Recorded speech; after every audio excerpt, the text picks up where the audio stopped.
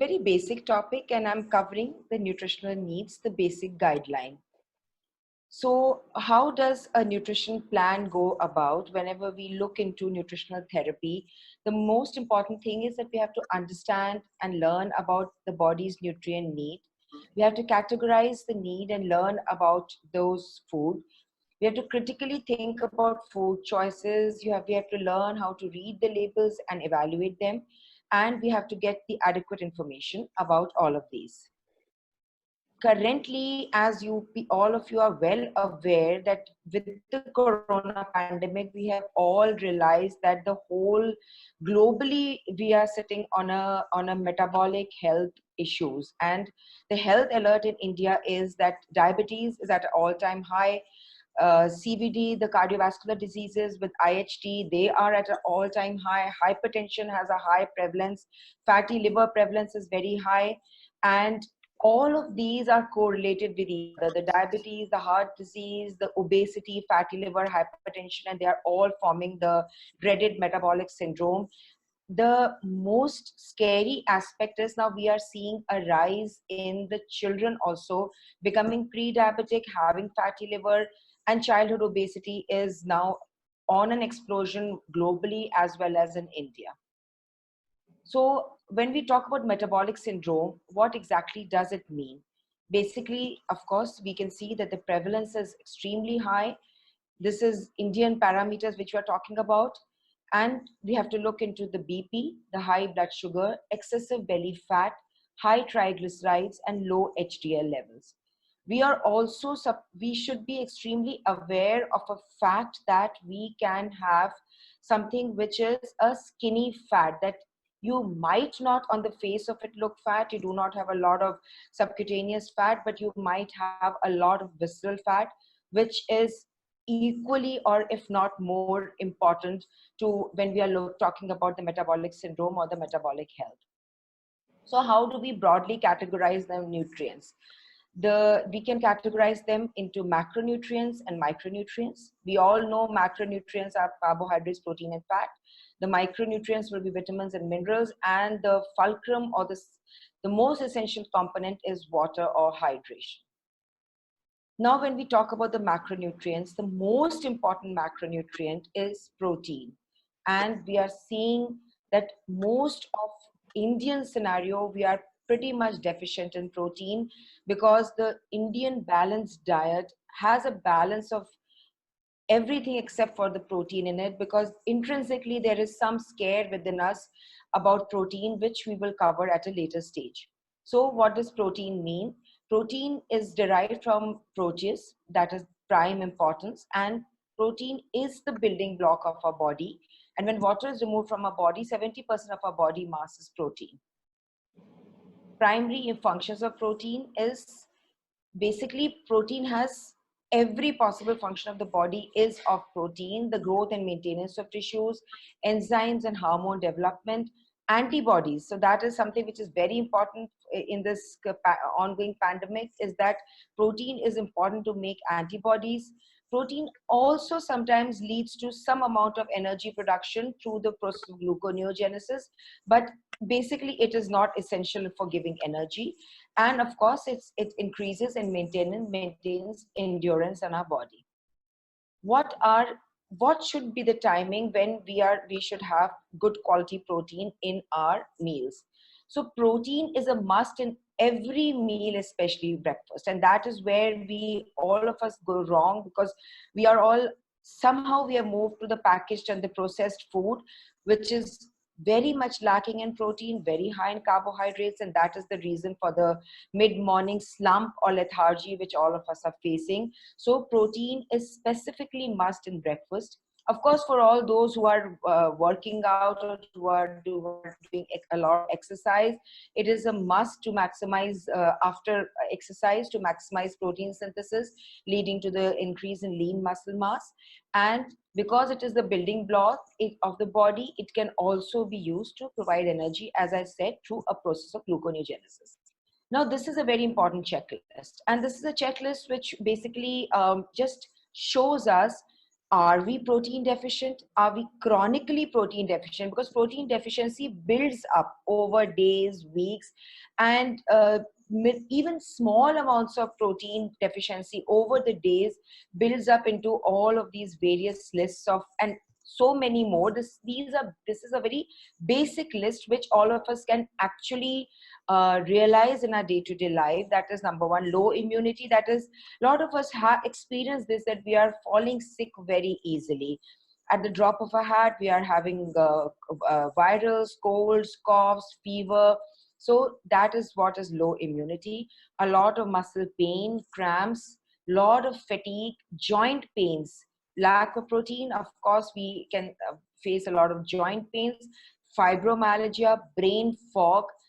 For those who are into fitness, if you are facing injuries which are taking a lot of time to recover, or you are having recurrent injuries, you just twist your ankle and there you're down with a muscle, with a ankle sprain or a knee sprain or a back sprain. Again, fatigue, insomnia, hair fall, brittle nails, and even to quite an extent the poor quality of your skin. So now coming to our favorite food, which is carbohydrates. Now carbohydrates can be complex carbohydrates and simple carbohydrates. So complex carbohydrates are the good quality carbohydrates which are found in food such as all the fibrous vegetables, fruit, in lentils, legumes, rice, in the ancient whole grains, and they are the prime source of energy, fiber, vitamins, and minerals. What we have to understand that these food are not needed in excess, they are needed in optimal amount, because when we are in leading a sedentary life and we are having an excess of any of the food like carbohydrates which is providing us energy, this will lead to an insulin spike and the storage of all that extra energy as body and liver fat. Now comes a scary form of carbohydrate, which is something which has to be absolutely avoided, and it has found a huge inroads in our day-to-day lives. In fact, Indians were one community which were staying very much away from processed carbohydrates. However, now it has impacted the Indians or Indian lives in a big way, and that those are the processed carbohydrates, the ultra processed forms of carbohydrates which is found in bread and most of the processed food, and that is nothing but maida. Please try to avoid this as much as possible. And then comes the simple carbohydrates, which is found in soft drinks, jams, jellies, candy, honey, all of these. So these are again something which are to be completely avoided, because these are such simple form of of sugars that they lead to an excessive spike in your insulin. And maybe somebody who's looking into marathon running runs, or looking into sudden bursts of energy, I would be fine with their taking simple carbohydrates in the form of energy drinks once in a while. But in our day-to-day lives, especially in children, please avoid. That is the prime cause of childhood obesity and childhood diabetes. So now again, a checklist, whether or not you are going in for a carbohydrate intolerance. And carbohydrate intolerance is the first step towards becoming pre-diabetic, and pre-diabetes leads into diabetes. Please understand that carbohydrate intolerance, pre-diabetes, and diabetes, these are extremely slowly progressive chronic diseases. You may have excess of these food when you are 30, 35, and thinking that all is well, nothing is really going to happen to me. But ultimately, you will be hit by pre-diabetes or diabetes by the time you are turning 40, 45, 50, 55. And that is when all the issues start. So why not we start from today and start avoiding most of these? Go in for this simple checklist of whether or not you're carbohydrate intolerant, which is, of course, you have an unstable blood sugar, you are predisposed towards headaches and migraines, of course, obesity. If you're already a diabetic, anxiety has quite a correlation with carbohydrate intolerance. A lot of confusion or something which we call a brain fog, tooth decay, of course. If you are having constantly having a high heart rate, if you are getting, those that pre-depression, not actually clinical depression, I would not like to touch upon that topic, but if you are constantly feeling the blues, that kind of a situation.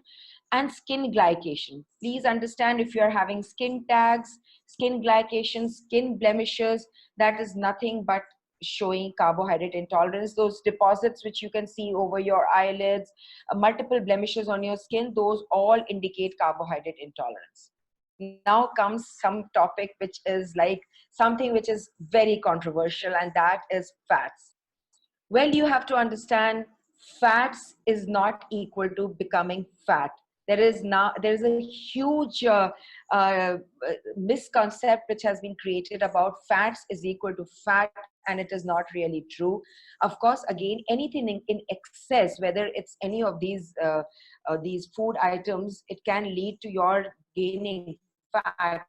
But primarily, fats do not make you fat. Fat is an important, very important macronutrient, and the function is of the most important function is that it carries fat soluble vitamins A, D, E, and K. It's a precursor to hormones and neurotransmitters, and it's an extremely good source of energy. And a lot of work is now being going on in the field of fat adaptation, even in athletes and runners, because you will be surprised to know that people may run marathons and maybe training every day for marathons and maybe heavily into exercise, yet they have developed carbohydrate intolerance and ultimately have become diabetic over years. So that is where now a lot of research currently is being done in the field of fat adaptation.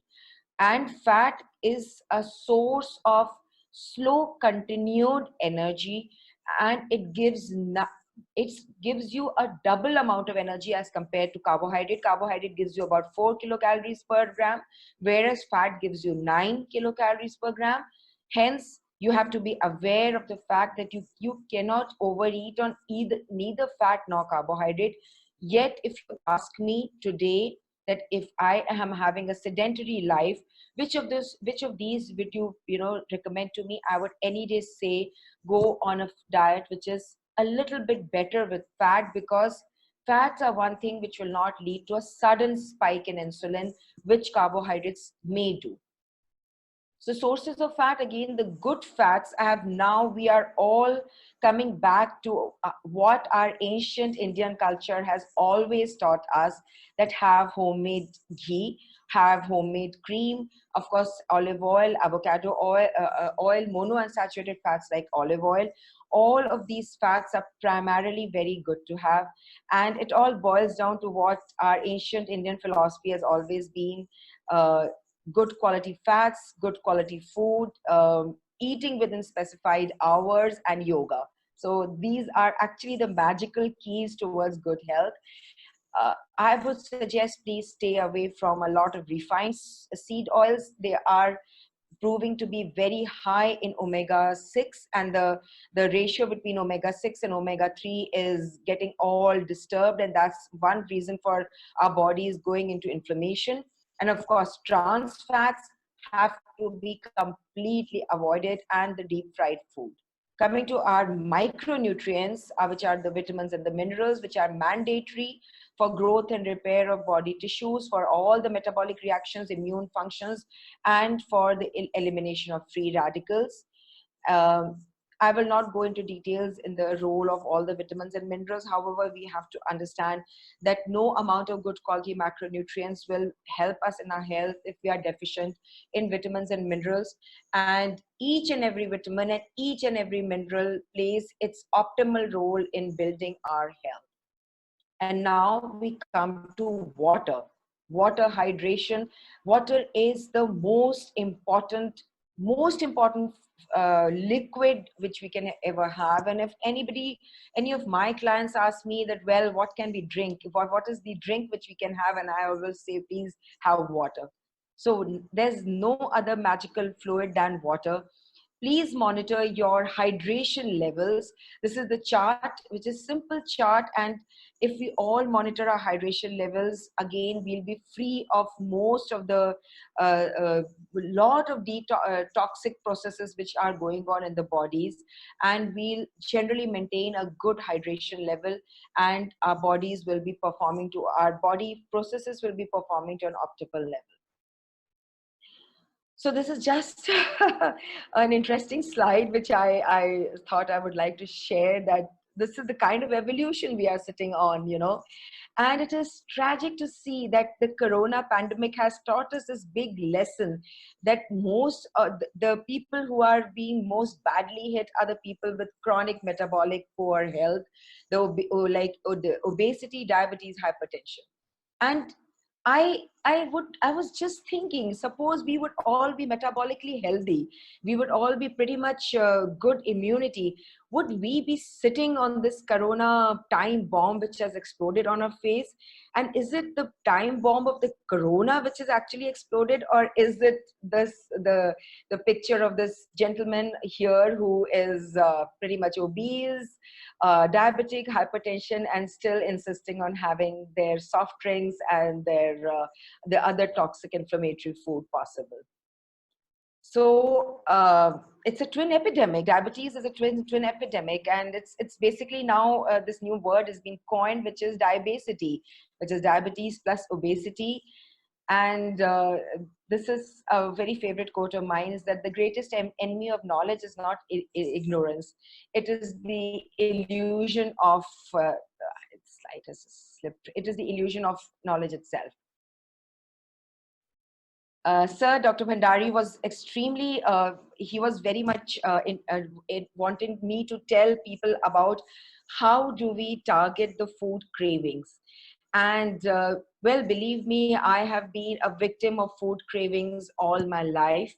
I used to be pretty much unfit. Sir has seen me at that time. And sir was of course heading the Sanjay Gandhi PGI, and I was a student there.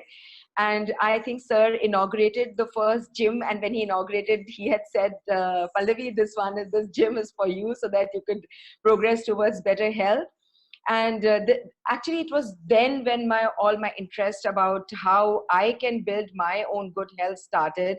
And then I realized the carb addiction cycle, that we have food cravings, we eat carbs, our blood sugar spikes, the insulin releases, the body, it produces body fat, the blood sugar dips, and the cravings start.